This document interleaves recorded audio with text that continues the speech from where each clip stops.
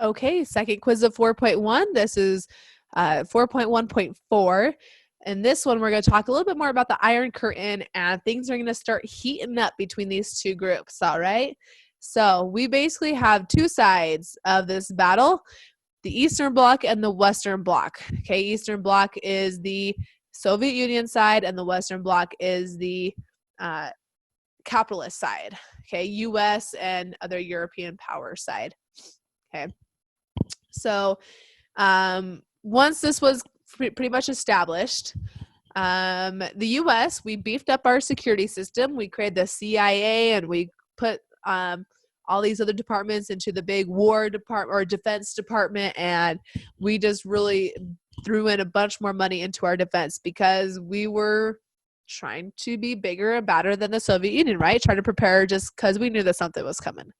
And it was true. Something was coming. So what happened after this is the US and other countries from the United Nations, they created something called NATO. It's for a North Atlantic Treaty Organization. Basically, they said, if someone attacks you, we'll help you and we'll defend you and we'll fight against them. It's basically what, NATO is. Try to protect each other from and defend each other against attacks. At home, America, they had this program that was designed to win our hearts and minds at home, where they're like, oh, we're, fighting this unfairness of the Soviet Union and the controlling of the government, and they just wanted America to keep supporting their beliefs, because if for any instance the U.S. Citizens did not like this at all, what was going on, what we were doing, then there were some things were going to get pulled, and they didn't want that to be happening. Okay, so a few years later, 1955, this is kind of going forward a little bit. Germany became officially independent and joined this, at least the Western Germany, joined the bloc here. East Germany, of course, was still part of the Soviet Union. And they joined NATO. And Soviet Union did not like that. Okay, so back up just a little bit. We have a war.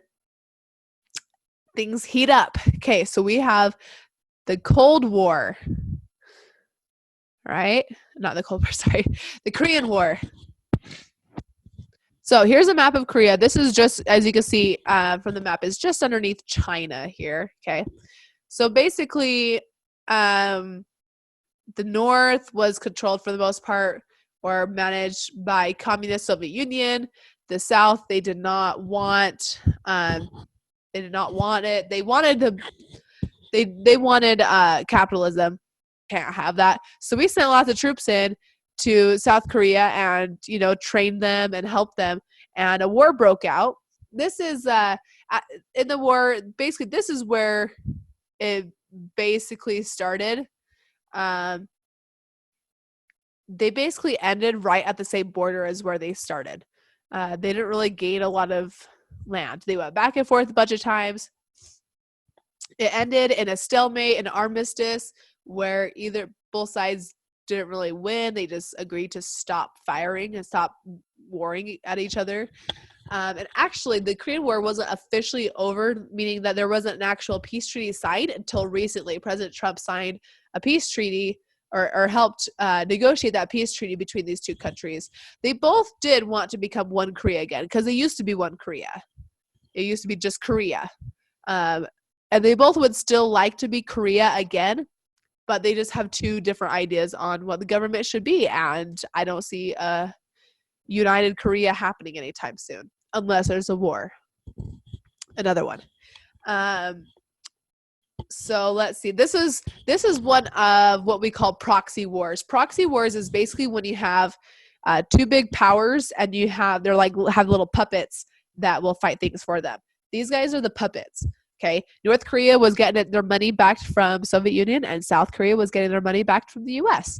And we just threw in some people. So did China as well as Soviet Union. And we're like, hey, you guys fight because we support you.